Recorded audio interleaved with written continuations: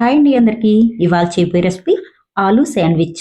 Aloo sandwich ఇలా చేసి పెట్టారంటే వద్దు వద్దు అన్నా కూడా లాగిస్తూ ఉంటారు పిల్లలు, అంత ఇష్టంగా తింటారు. ముందుగా నా వీడియో చూసే ముందు ఒక లైక్ అయితే ఇవ్వండి, ఇంకో కొంతమందికి రీచ్ అవుతుంది. ఆలూ అయితే ముందుగానే ఉడకబెట్టుకుని ఇలా పేస్ట్ చేసుకుని పక్కన పెట్టుకోండి. కొత్తిమీర చట్నీకి ముందుగా మిక్సీ బౌల్ తీసుకుని 2-3 పచ్చిమిరపకాయలు వేసుకోండి. కొద్దిగా కొత్తిమీర వేసుకోండి, కాడలతో సహా వేసేసుకోవచ్చు.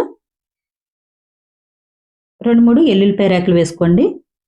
కొద్దిగా సాల్టు, కొద్దిగా వాటర్ వేసి మెత్తని పేస్ట్ లాగా చేసుకోండి.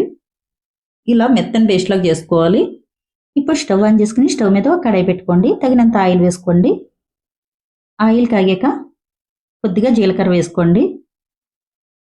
తర్వాత ఆనియన్స్ వేసుకోండి. ఇలా చిన్నగా కట్ చేసుకుని వేసుకోవాలి. కాసేపు ఫ్రై చేసుకోండి.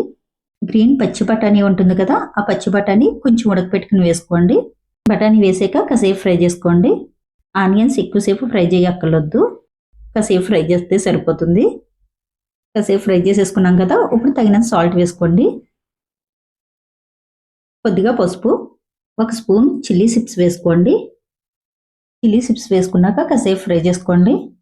కాసేపు ఫ్రై చేసేసుకున్నాం కదా, ఇప్పుడు ఆలు పేస్ట్ వేసుకోండి. ఆలు ఉడకబెట్టుకున్న పేస్ట్ ఇది. అందులో కలిసేటట్టు బాగా కలుపుకోండి.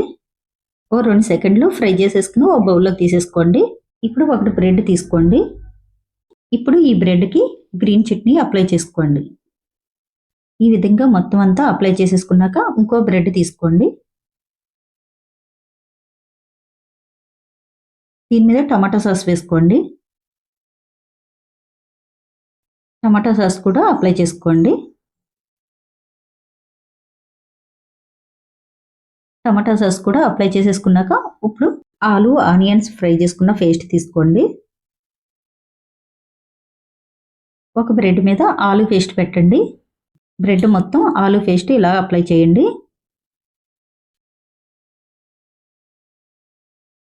ఆలు పేస్ట్ మొత్తం అప్లై చేసాక ఈ గ్రీన్ చట్నీ రాసుకున్న బ్రెడ్ ఆలు బ్రెడ్ మీద పెట్టండి. రెండు ఇలా జాయింట్ చేసుకోండి. ఇలా జాయింట్ చేసేసుకున్నాక ఇప్పుడు స్టవ్ ఆన్ చేసుకుని స్టవ్ మీద ఒక పెనం పెట్టుకోండి. ఇప్పుడు 1 స్పూన్ వరకు నెయ్యి వేసుకోండి. శాండ్విచ్కి నెయ్యి వేసుకుంటేనే బాగుంటుంది.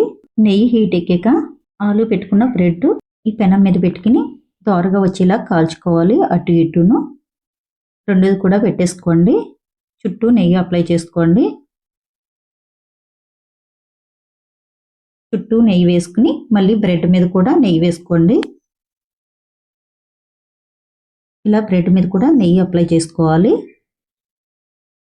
ఇలా రెండో బ్రెడ్ మీద కూడా నెయ్యి అప్లై చేసుకోండి. కాలిందో లేదో ఒకసారి చూసుకుని తిరిగేసుకోండి బ్రెడ్ని. రెండో సైడ్ కూడా దోరగా కాలనివ్వండి. ఆలు శాండ్విచ్ అయితే మనకి రెడీ అయిపోయింది. పిల్లలు ఈవినింగ్ వచ్చేటప్పటికి ఇలా చేసి పెట్టండి, చాలా ఇష్టంగా తింటారు. పిల్లలే కాదు, మనం కూడా 2-3 లాగిస్తాం, అంత బాగుంటుంది. నా వీడియో అయితే మీకు నచ్చిందా? నచ్చితే ఇంకెందుకు లేటు, ఒకసారి మీరు ట్రై చేసి ఎలా ఉందో కామెంట్ బాక్స్లో అయితే కామెంట్ పెట్టండి. మీ ఫ్రెండ్స్కి బంధువులకి కూడా షేర్ చేయండి. అలాగే సబ్స్క్రైబ్ చేయడం అస్సలు మర్చిపోవద్దు.